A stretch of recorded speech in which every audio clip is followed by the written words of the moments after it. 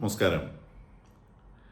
ഇറാനിലെ ഇസ്ലാമിക വിപ്ലവത്തിൻ്റെ വാർഷികത്തോടനുബന്ധിച്ച് ആയത്തുള്ള റുഹോള ഖമനൈ 1979 ഫ്രാൻസിൽ നാടുകടത്തപ്പെട്ട നിലയിലായിരുന്നു അദ്ദേഹം. ഫ്രാൻസിലെ എക്സൈൽ അവസാനിപ്പിച്ച് അദ്ദേഹം ഇറാൻ്റെ തലസ്ഥാനമായ ടെഹ്റാനിൽ എത്തിച്ചേർന്നതിൻ്റെ ഓർമ്മ ആചരണത്തിൻ്റെ ഭാഗമായി സംഘടിപ്പിച്ച ഒരു വലിയ ചടങ്ങിൽ ഇപ്പോഴത്തെ അലി ഖമനൈ അദ്ദേഹം അതിൻ്റെ സാരഥ്യം വഹിക്കുവാൻ എത്തുകയുണ്ടായി. വളരെ ചുരുക്കമായിട്ട് മാത്രം പേര് കാണുന്ന ഒരു തലയാണത്. മാളത്തിൽ ഒളിച്ചിരിക്കുകയായിരുന്നു. ഇപ്പം അമേരിക്ക മിലിറ്ററി ബിൽഡപ്പൊക്കെ നടത്തിയതിൻ്റെ ഭാഗമായിട്ട് അദ്ദേഹം മാളത്തിനകത്ത് മുങ്ങിയിരുന്നു. ഇപ്പം അദ്ദേഹം പ്രത്യക്ഷപ്പെട്ടു. ഇന്ന് പ്രത്യക്ഷപ്പെട്ട് അദ്ദേഹം ചില വലിയ പ്രഖ്യാപനങ്ങൾ നടത്തുകയുണ്ടായി. അപ്പോൾ 1979 ഇറാൻ ജനത ഈ വേലിയേരുന്നതിനെടുത്ത് തോളത്ത് വെച്ചത്. അന്ന് അവിടെ ഭരിച്ചിരുന്നത് ഷായാണ്.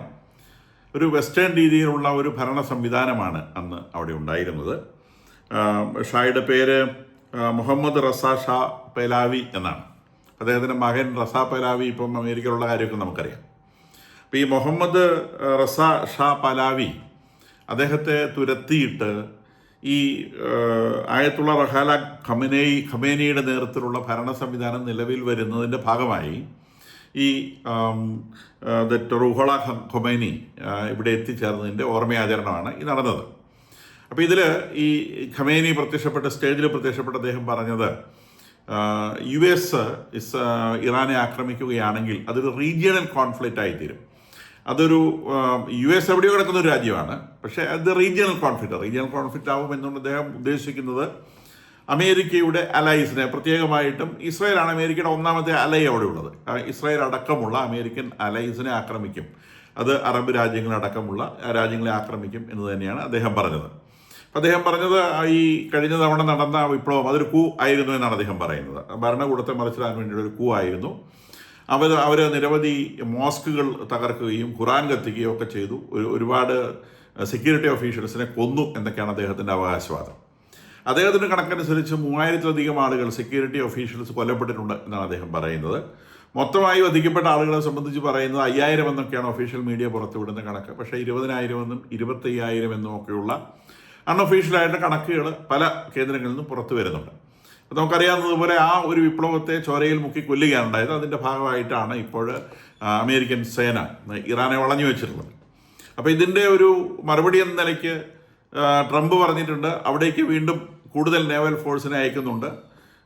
ചർച്ച ചെയ്ത് പരിഹരിക്കാൻ താല്പര്യമുണ്ടെങ്കിൽ നിങ്ങൾക്കത് ചെയ്യാം, ഇല്ലെങ്കിൽ ഞങ്ങൾ ആക്രമിക്കും എന്നുള്ള അദ്ദേഹത്തിൻ്റെ ഇതിന് മുൻപുള്ള പ്രസ്താവന അദ്ദേഹം ആവർത്തിക്കുകയുണ്ടായി. ഇപ്പോൾ സൗദി അറേബ്യയുടെ ഡിഫൻസ് മിനിസ്റ്റർ ഇപ്പം അദ്ദേഹമുള്ള ടർക്കിയിലാണ്. അപ്പം ടർക്കിയും ഖത്തറും സൗദി അറേബ്യയാണ് ഈ യുദ്ധം എങ്ങനെയെങ്കിലും ഒഴിവാക്കാൻ വേണ്ടി ശ്രമിക്കുന്നവരാണ്. അപ്പോൾ അവർ ഇറാൻ്റെ പ്രൈം മിനിസ്റ്ററായിട്ടുള്ള പെഷേസ്കിയാനെ കോണ്ടാക്ട് ചെയ്യുകയും നിരന്തരമായ സംസാരം നടക്കുന്നുണ്ട്. നിരന്തരമായി സംസാരിക്കുകയും എങ്ങനെയെങ്കിലും ഈ യുദ്ധം അവേർട്ട് ചെയ്യാൻ സാധിക്കുമോ എന്ന് അവർ ശ്രമിക്കുകയും ചെയ്യുന്നുണ്ട്. അപ്പോൾ അവരുടെ ഈ ഒരു ശ്രമത്തിൻ്റെ ധൈര്യത്തിലാണ് ഈ ഖമേനി ഈ മാളത്തിൽ നിന്ന് പുറത്തു വന്നിട്ട് ഇങ്ങനെ ഒരു ഫംഗ്ഷൻ അറ്റൻഡ് ചെയ്യാനായിട്ട് ധൈര്യപ്പെടുന്നത്. അദ്ദേഹം ഒരു തരത്തിലും മുൻകൂട്ടി അവിടെ വരുമെന്ന് പറഞ്ഞിരുന്നില്ല. കാരണം ഇസ്രായേലിൻ്റെ മൊസാദ് ഇറാനിൽ മൊത്തമുണ്ട് എന്നുള്ളത് ഒരു വസ്തുതയാണ്. പക്ഷേ ഈ സൗദി അറേബ്യയുടെയും ഖത്തറിൻ്റെയും ഒക്കെ ഈ മീഡിയേഷൻ നടക്കുന്നത് കൊണ്ട് ഇന്ന് എന്തായാലും വെടിപൊട്ടുകയില്ല എന്നുള്ള ഒരു ഉറപ്പുള്ളത് കൊണ്ടാണ് അദ്ദേഹം പുറത്തു വന്നത് എന്ന് വേണം വിചാരിക്കാൻ. എന്തായാലും ശരി, ഈ വക പ്രസ്താവനകളും കാര്യങ്ങളൊക്കെ നടക്കുന്നുണ്ട്. അതിനിടയിലൂടെ മിലിറ്ററി പ്രിപ്പയർനെസ് വളരെ ശക്തമായിട്ട് മുന്നോട്ട് പോവുകയും ചെയ്യുന്നുണ്ട്. അതിനിടയിലൂടെ ഇറാനിൽ ചില എക്സ്പ്ലോഷൻ്റെ ശബ്ദങ്ങൾ കേൾക്കുന്നുണ്ട്. 2 മേജർ എക്സ്പ്ലോഷൻസാണ്. ബദാർ അബ്ബാസ് എന്ന് പറഞ്ഞൊരു സിറ്റി, അത് ഈ ഹോർമുസ് കടലിടുക്കിനോട് ചേർന്നുള്ള ഒരു സംഗതിയാണ്. ഹോർമുസ് കടലിടുക്കാണ് ഏറ്റവും ഹോട്ടസ്റ്റ് ആയിട്ടുള്ള പോയിന്റ്. ഇവിടെ ഇപ്പോൾ ഒരു യുദ്ധം തുടങ്ങുകയാണെങ്കിൽ ഏറ്റവും ഹോട്ടസ്റ്റ് ആയിട്ടുള്ള പോയിന്റ് ഹോർമുസ് കടലിടുക്കാണെന്ന് നമുക്കറിയാം. ഇറാൻ തലസ്ഥാനത്തെക്കാളും ഹോട്ടായിട്ട് വരുന്നത് ഹോർമുസ് കടലിടുക്കാണ്.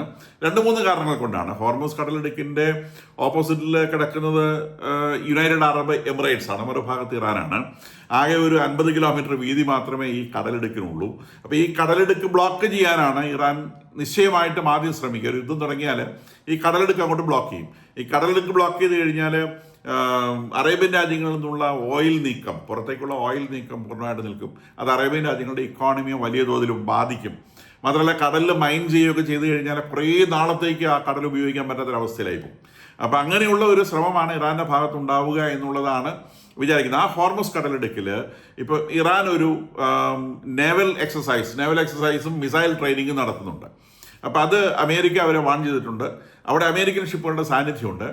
ഞങ്ങളുടെ ഏതെങ്കിലും തരത്തിലുള്ള ഷിപ്പിൻ്റെയോ അല്ലെങ്കിൽ മിലിറ്ററി അസറ്റിൻ്റെയോ നേരെ ഏതെങ്കിലും തരത്തിലുള്ള അപ്രോച്ച് ഉണ്ടായാൽ ആ നിമിഷം ഞങ്ങളത് തീർത്തിരിക്കും, അവിടെ യുദ്ധം സ്റ്റാർട്ട് ചെയ്യും എന്ന് പറഞ്ഞിട്ടുണ്ട്. അപ്പോൾ നിങ്ങൾ എക്സസൈസൊക്കെ നടത്തിക്കോ, പക്ഷേ എക്സസൈസിൻ്റെ ഭാഗമായിട്ട് ഏതെങ്കിലും തരത്തിലുള്ള ഒരു അപ്രോച്ച് ഞങ്ങളുടെ മിലിറ്ററി അസറ്റുകൾക്ക് നേരെ, ഞങ്ങളുടെ ഷിപ്പുകൾക്ക് നേരെ, അല്ലെങ്കിൽ ഞങ്ങളുടെ ഏതെങ്കിലും തരത്തിലുള്ള യുദ്ധസന്നാഹത്തിന് നേരെ വന്നിട്ടുണ്ടെങ്കിൽ അത് യുദ്ധമായി കണക്കാക്കി അപ്പം തന്നെ തിരിച്ച് ചെയ്തിരിക്കും എന്ന് അമേരിക്ക വാൺ ചെയ്തിട്ടുണ്ട്.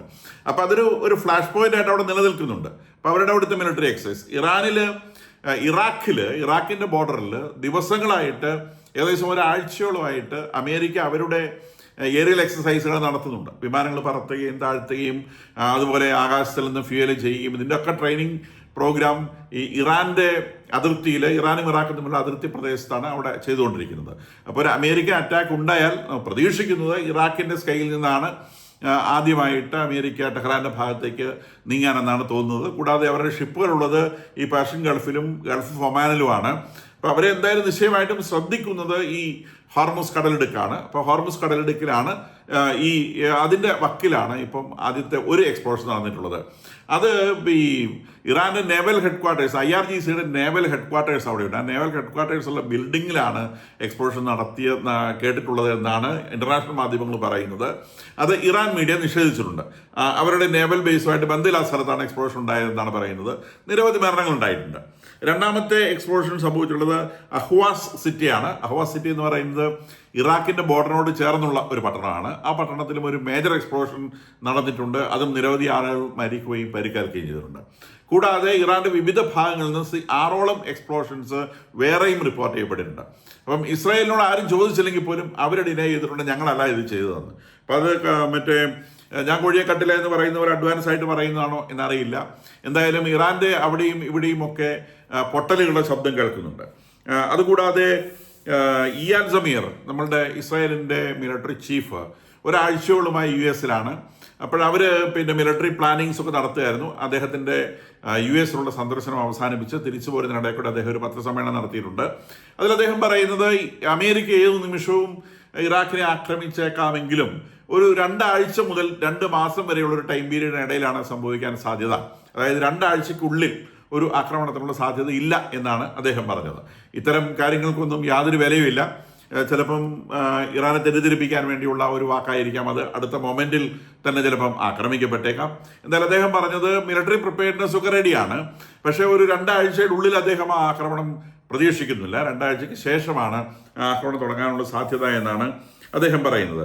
അതിനിടയിലൂടെ ഈ ഇസ്രായേൽ അവരുടെ മിലിറ്ററി പ്രിപ്പയർഡ്നെസ്സിൻ്റെ ഭാഗമായി ലെബനോണിലെ യുദ്ധനിരകൾ വളരെ ആക്റ്റീവാക്കി നിർത്തിയിട്ടുണ്ട്. കാരണം ഹെസ്ബുള്ളയുടെ ഭാഗത്തു നിന്ന് ഏതെങ്കിലും തരത്തിലുള്ളൊരു ആക്സസ് ഇസ്രായേലിലേക്ക് ശ്രമം ഉണ്ടായാൽ അത് അതിശക്തമായിട്ട് തിരിച്ചടിക്കുന്നതിന് വേണ്ടി അവർ ലെബനോണിലുള്ള അവരുടെ മിലിറ്ററി പ്രസൻസ് കൂട്ടുകയും അവിടെ ഹിസ്ബുള്ള കേന്ദ്രങ്ങൾ നിരന്തരമായി ബോംബ് വർഷിക്കുകയും ചെയ്യുന്നുണ്ട്. കൂടാതെ ഗാസയിൽ ഹമാസിൻ്റെ കേന്ദ്രങ്ങളും ആക്രമിക്കപ്പെടുന്നുണ്ട്. അതിൻ്റെ ഭാഗമായി ഗാസയിൽ മരണങ്ങളും റിപ്പോർട്ട് ചെയ്യപ്പെടുന്നുണ്ട്. സാധാരണക്കാരുടെ മരണമേ അവർ പറയുള്ളൂ. ഈ ഹമാസ് ടെററിസ്റ്റുകൾ കൊല്ലപ്പെടുന്നത് ഒരിക്കലും റിപ്പോർട്ടിൽ വരില്ല. 14 പെണ്ണുങ്ങൾ മരിച്ചു, 4 കുട്ടികൾ മരിച്ചു, ഇമാതിരിയുള്ളതേ വരുള്ളൂ. ബാക്കിയുള്ള മരണങ്ങളെക്കുറിച്ച് അവർ റിപ്പോർട്ട് പറയില്ല. പക്ഷേ ധാരാളമായിട്ട് ഹമാസിൻ്റെ ഭീകരരും ആക്രമിക്കപ്പെടുന്നുണ്ട് എന്ന് വേണം വിചാരിക്കാൻ. വിച്ച് മീൻസ് ഏത് നിമിഷം യുദ്ധമുണ്ടായാലും ഈ ഇറാന്റെ കൈകൾ പ്രവർത്തനരഹിതമായിരിക്കണം എന്ന് ഉറപ്പാക്കത്തക്ക രീതിയിലുള്ള നീക്കമാണ് ഇസ്രായേലിൻ്റെ ഭാഗത്ത് നടന്നുകൊണ്ടിരിക്കുന്നത്. ഏത് നിമിഷവും സംഭവിക്കാം. പക്ഷേ ഇത് സമാധാനപരം എന്ന് പറയുമ്പോൾ ഇറാനിലൊരു റെജീം ചേഞ്ച് ഇല്ലാതെ ഈ പ്രശ്നം അവസാനിക്കുകയില്ല എന്നുള്ള ഉറപ്പാണ്. ഈ റെജീം ചേഞ്ച് എന്ന് പറയുന്നത് എങ്ങനെ കൊണ്ടുവരാൻ പറ്റും? സമാധാന ചർച്ചകളിലൂടെ അതിനുള്ള സാധ്യതയില്ല. കാരണം 86 വയസ്സുള്ള ഖമനേയി 37 വർഷം അതിൻ്റെ ഭരണാധികാരിയായിരുന്ന ആള് വെറുതെ അത് വെച്ചൊഴിഞ്ഞു പോകത്തില്ല. കാരണം അയാളെ സംബന്ധിച്ച് അതിൻ്റെ ചീഫായിരുന്നുകൊണ്ട്, ഇറാന്റെ തലവനായിരുന്നുകൊണ്ട് മരിക്കണം എന്നുള്ളതാണ് അദ്ദേഹത്തിൻ്റെ ആഗ്രഹം. അപ്പോൾ അദ്ദേഹം ഈ പറയുന്ന ആദ്യത്തെ ഖമനേയിയോട്, അതായത് ആയത്തുള്ള റഹള ഖമേനിയോട് അദ്ദേഹത്തിനുള്ള നന്ദി തീർത്താൽ തീരാത്തതാണ്. കാരണം ഈ ഖമേനി വന്ന് ഈ ഇറാനിൽ ഒരു ഇസ്ലാമിക ഭരണകൂടം സ്ഥാപിച്ചതുകൊണ്ടാണ് ഇപ്പോഴത്തെ ഈ മുതുക്കൻ ഖമനേയിക്ക് 37 വർഷം അദ്ദേഹം സ്വർഗത്തിൽ പ്രതീക്ഷിക്കുന്ന സുഖസൗകര്യങ്ങളൊക്കെ ഭൂമിയിൽ തന്നെ അനുഭവിച്ച് രാജകീയമായിട്ട് ജീവിക്കാൻ കഴിഞ്ഞു. അല്ലെങ്കിൽ അദ്ദേഹം ഒരു മൊല്ലയായിട്ട് എവിടെയെങ്കിലും മൂലകിരിക്കേണ്ട ആളായിരുന്നു. അപ്പോൾ അദ്ദേഹം ഒരു രാജ്യത്തിൻ്റെ തലപ്പത്ത് 37 വർഷം. കൂടാതെ ഇപ്പോഴും അദ്ദേഹത്തിൻ്റെ വാക്കുകൾ ഒരു ദൈവിക കൽപ്പന പോലെ പാലിക്കാൻ തയ്യാറുള്ള IRGC എന്ന് പറയുന്ന വലിയൊരു പട്ടാളവും മൊല്ലാമാരുടെ വലിയൊരു സംഘവും അവിടെ ഉണ്ട് എന്നുള്ളതും ചെറിയ കാര്യമല്ല. അപ്പോൾ അദ്ദേഹത്തെ സംബന്ധിച്ച് അത് ഉപേക്ഷിച്ചിട്ട് ഈ 86-ാമത്തെ വയസ്സിൽ അമേരിക്കയുടെ മുമ്പിൽ അദ്ദേഹം കീഴടങ്ങാൻ നിൽക്കുമെന്ന് ഞാൻ വിചാരിക്കുന്നില്ല. അദ്ദേഹത്തിന് വേണ്ടത് ഒരു മരണമാണ്. അത് അമേരിക്കയുടെ കൈ കൊണ്ട് തന്നെയുള്ള മരണമാണ്. അങ്ങനെയാണെങ്കിൽ മാത്രമേ അദ്ദേഹത്തിന് സ്വർഗത്തിൽ ഈ പറയുന്ന ബെനിഫിറ്റുകൾ അതിൻ്റെ ഒരു മാക്സിമത്തിൽ ലഭിക്കുകയുള്ളൂ എന്നാണ് അദ്ദേഹം വിചാരിക്കുന്നതെന്നാണ് ഞാൻ ധരിക്കുന്നത്. താൻ മരിച്ച തൻ്റെ രാജ്യം മൊത്തം നശിച്ചു പോയാലും തിരക്കേടില്ല, തനിക്ക് ഒരു ആത്മഹത്യാപരമായ രീതിയിലുള്ള ഒരു റെസിസ്റ്റൻസ് ഇവിടെ നടത്തിയേ മതിയാവും എന്നാണ് അദ്ദേഹം ചിന്തിക്കുന്നതെന്നാണ് ഞാൻ വിചാരിക്കുന്നത്.